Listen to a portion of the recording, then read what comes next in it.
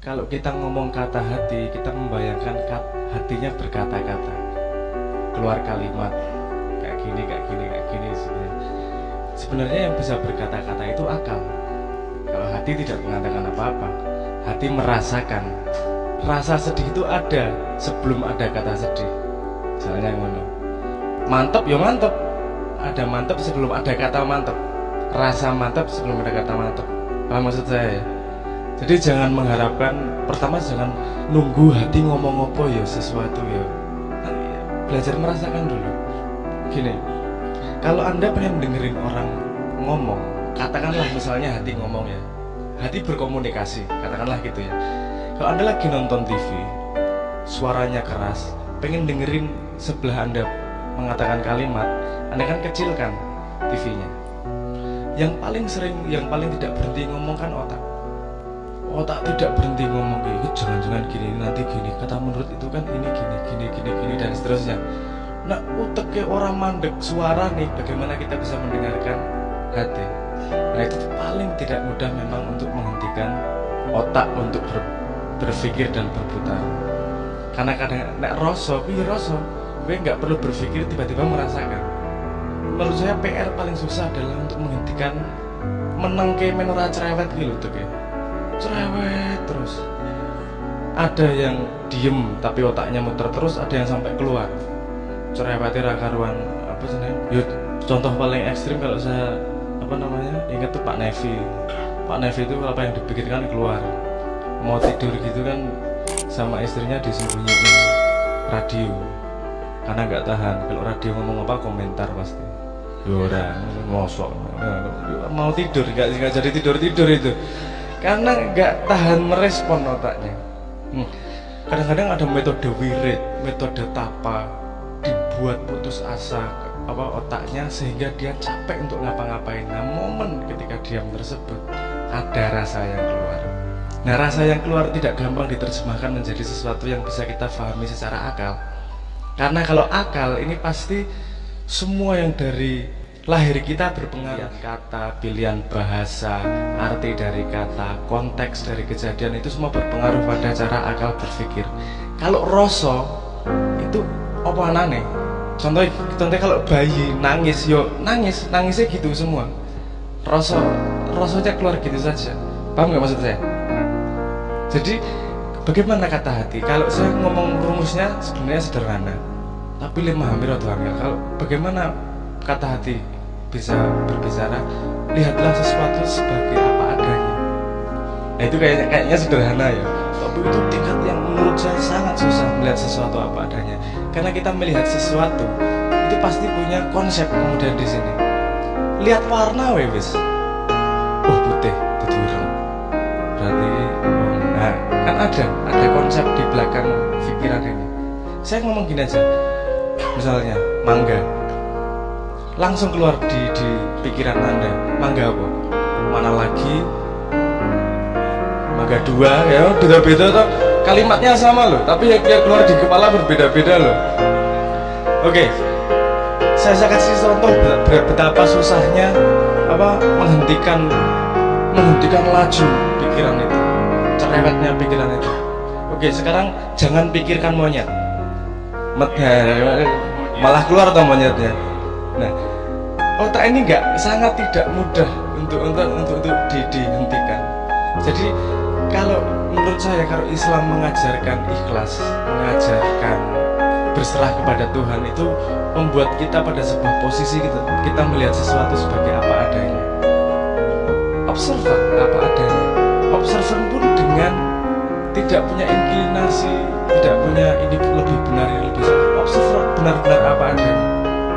Ya, contohnya, Anda pernah dicurhati teman Anda soal asmara? Oh, seperti sampean udah. Nah, kalau Anda dicurhati lebih gampang macam tinggal kok pelet beres. Misalnya gitu ya, misalnya. Tapi Anda menemukan jawabannya sangat mudah. Kenapa? Karena Anda tidak terlibat di situ. Anda sebagai observer gampang banget delok apa adanya gitu. Tapi kalau ada yang terlibat, langsung gampang-gampang kayak angel iku lek kayak gitu. Jadi membuat jarak dengan diri sendiri itu tidak mudah. Tapi setahu saya untuk mendengar berkata hati, kita harus berani menghentikan kepala. Bukan berani, bisa menghentikan cerewetnya otak. Gini, ada gampang lah. Misalnya gini, untuk ngetes apa namanya cerewetnya otak diri sendiri. Anda ambil kebiasaan satu tapi disiplin. Misal rasa sholat tes. Nah, sholat ini banyak bolongnya ki lumayan. Sing parah ki banyak adanya. Nek bolong kan rata-rata sholat ada bolongnya. Nek ada sholatnya ki berarti rata-rata ora sholat. Ya setahun pisan paling ora. Ya lebih banyak ora sholat. Misalnya setiap jam 5 sore Anda garuk muka, gampang toh? Garuk muka gini aja. Garuk jam 5 garuk rai wis. Coba Anda lakukan. Orang ngasih 2 minggu, otak wis duwe alasan iki. Allah mengerai wae. Allah aku luwih sak menit ra apa-apa. Allah luwih 2 menit ra apa-apa. Bikin alasan segala macam di kepala. Betapa otak kita itu sebenarnya sangat tidak bisa kita kontrol larinya dia. Karena kita tidak bisa undo control Z. Undo itu membatalkan. Kita tidak bisa membatalkan apa yang kita tahu. Ini loh masalahnya, susahnya. Kita jalan, denger orang ngomong, kita wis ora krungu lali, nggak bisa. Kalau udah kadung masuk tuh kadung masuk, dan itu mempengaruhi tempat sampah yang namanya otak ini loh. Kalau saya melihat otak itu sebagai tempat sampah kalau kita tidak bisa kontrol. Tapi jangan ngomong tempat sampah itu buruk loh. Lagi-lagi ini kan asumsi. Kowe neng omah milih ora ono TV apa ora ono tempat sampah? Yo. Kowe dadi milih duwe TV ra duwe tempat sampah. Ora apa-apa sampah berserakan. Mending ra ono TV neng ono tempat sampah to. Sehingga sampahnya ada tempatnya, orang ngregeti kabeh ngono. Nah, otak itu seperti tempat sampah dalam tanda petik kalau saya melihatnya. Sangat perlu dalam rumah, tapi jangan hidup di dalamnya. Jangan sangat mengandalkan tempat sampah gitu. Itu tempat sampah loh itu. Harus Anda sisir nih mana yang masuk tempat sampah, mana yang tidak, mana yang masuk tempat sampah, mana yang tidak. Jangan semua yang Anda baca Anda masukkan jadi stres engko. Anda semua yang Anda dengar Anda masukkan jadi asumsi. Maka karena kalau kita tidak bisa mengontrol apa yang masuk, apa yang keluar, macak itu tadi jadi akan sangat efektif untuk mempengaruhi orang lain. Karena kita tidak bisa melihat apa adanya. Ngerti lho Mas. Jadi suara hati gimana ya? Ikhlas. Jadi kalau menurutku, kalau salah mau dibenarkan Pak Muzamil, yang benar-benar bisa mendengarkan suara hati adalah jiwa yang tenang. Seperti permukaan danau yang tenang. Ada satu tetes air, dia akan tahu ada satu tetes air.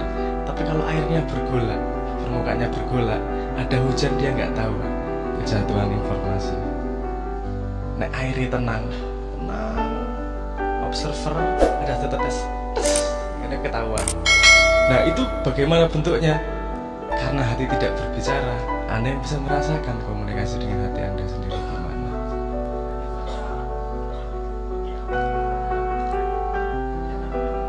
Oh iya, dengan berzikir kenapa hati Anda? Nek kue dikir, misalnya kue dikir ping 3.000, diperintah karo kiaimu dikir ping 20.000 Al-Baqarah misalnya. Misalnya kira-kira sampean putus asa neng kepiro?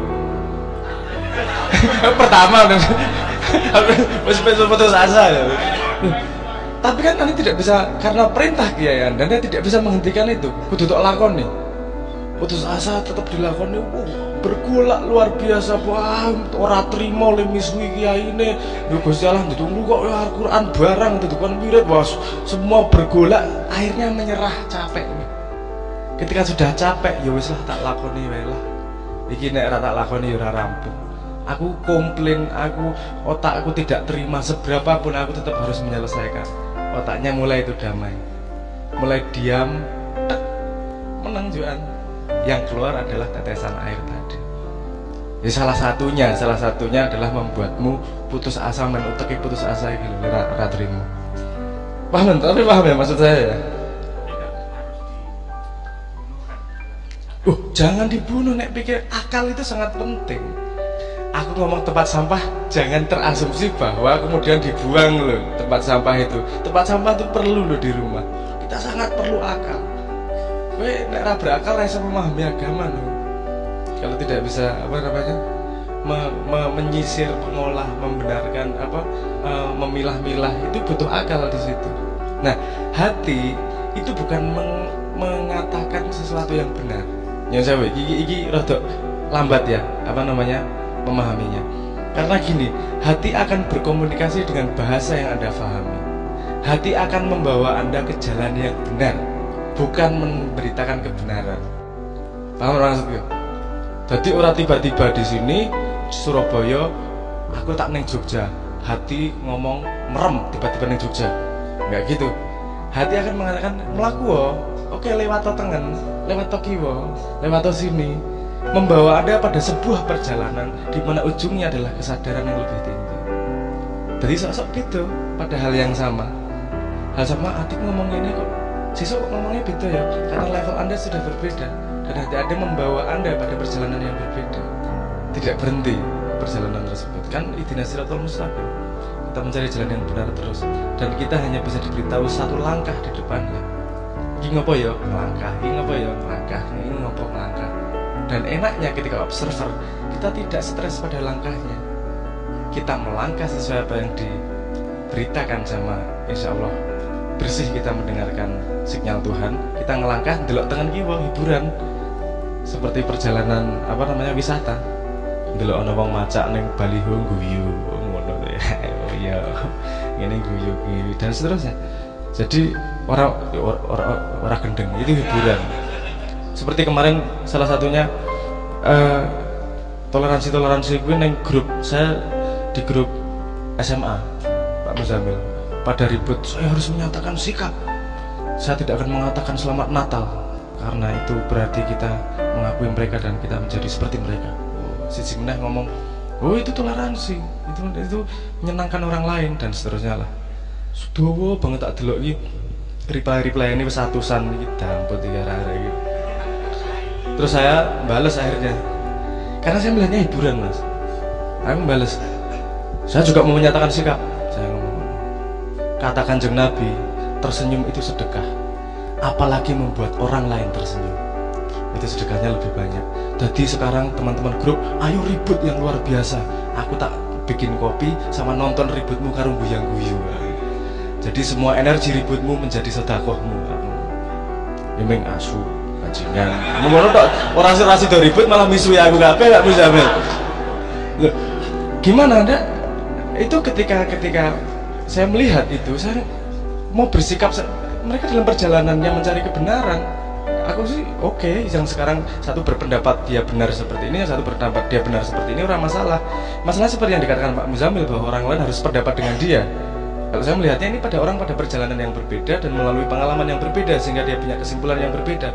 Beri kesempatan mereka melangkah, melakukan yang mereka fahami sehingga menemukan langkah berikutnya. Nah, aku melu ribut, katut engko. Wong kabeh perjalanan dhewe-dhewe. Aku tak jadi penonton aja, ngono posisinya. Tak nonton agar kalian ributnya tidak jadi dosa, ributmu jadi pahala. Aku tak nonton karo ngopi, karo guya-guyu, hiburan gitu. Tapi alhamdulillah setelah itu bateraiku tidak drop terlalu drastis lah. Nah, jawaban saya menurut saya seperti itu. Melihat sesuatu apa adanya, seperti Anda melihat ketika Anda melihat singa memakan kijang, Anda melihat siapa korban, siapa yang penjahat. Nggak ada korban, nggak ada penjahat, nggak ada korban karena memang itu ekosistem. Nek kowe ra entuk kidange mati, yuk sing makani anake singa piye? Kan gitu kan Anda melihatnya. Ini memang ekosistem apa yang terjadi, semua melakukan perjalanannya masing-masing. Tuhan lagi joget bertajalil lagi melakukan drama di dunia melalui ekosistem tersebut yang dulu kita ngono alami ya udah. Nah, apakah tidak enak kalau melihat dunia yang ributnya seperti ini kayak gitu? Kan jadi lebih tenang sebagai observer, kelihatan, paham maksud saya ya? Nah, jadi membuat jarak dengan diri sendiri itu penting untuk bisa melihat sesuatu sebagai apa adanya.